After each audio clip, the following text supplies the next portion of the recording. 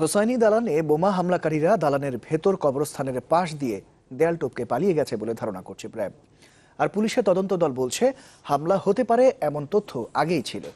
হোসাইনি দালানের তত্ত্বাবধায়ক দোষীদের দৃষ্টান্তমূলক শাস্তি দাবি করে বলেছেন হামলাকারীরা দেশ ও ইসলাম ধর্মের শত্রু।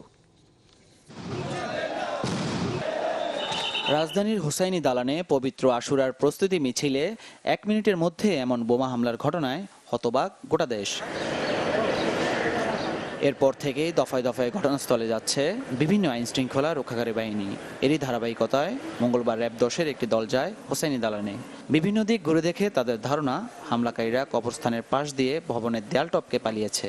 প্রযুক্তিগত বিষয়, বাস্তব বিষয়, সাধারণ মানুষের মধ্য থেকে তথ্য সংগ্রহ করে এই জিনিসটা বের করতে হবে। কারণ এখানে অনেকগুলি বিষয় ইতিমধ্যেই আসছে যে একটা ঘোলা পানিতে মাছ শিকারের করে বিভিন্ন জন বিভিন্ন ফায়দা নিতে পারে। এখন কারা নিয়েছে এটাই আমাদের বের করা একটু সময় সাপেক্ষ ব্যাপার। এরপর সেখানে যায় পুলিশের একটি প্রতিনিধি দল।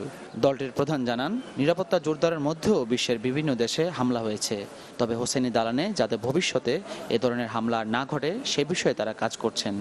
নিরাপত্তা ব্যবস্থা যথেষ্ট মজবুত ছিল।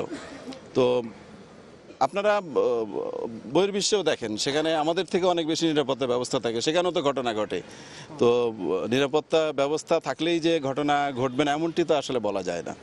তাজিয়া মিছিলের প্রস্তুতিতে এ ধরনের হামলা শুধু বর্তমান নয়, শিয়া সম্প্রদায়ের ভবিষ্যৎ প্রজন্মের উপরেও প্রভাব পড়বে বলে মনে করেন হোসাইনি দালানের তত্ত্বাবধায়ক। এই জেনারেশনের উপর যখন একটা আঘাত এসেছে, তো এইটা তারা অবশ্যই মনে রাখবে এবং এই আঘাতটা তারা সবসময় মনে রাখবে, আগামীতে কামিং জেনারেশনকেও তারা জানাবে। এই ঘটনার জন্য তারা নিন্দা জানিয়েছে, ধিক্কার জানাচ্ছে যে এই ধরনের একটা 400 বছর ইতিহাসকে এভাবে একটা হামলা করে কলঙ্কিত করা হয়েছে। 400 বছরের ইতিহাস যারা কলঙ্কিত করেছে তাদের দৃষ্টান্তমূলক শাস্তি চেয়েছে শিয়া সম্প্রদায়। মাহফুজ কামাল, চ্যানেল 24, ঢাকা।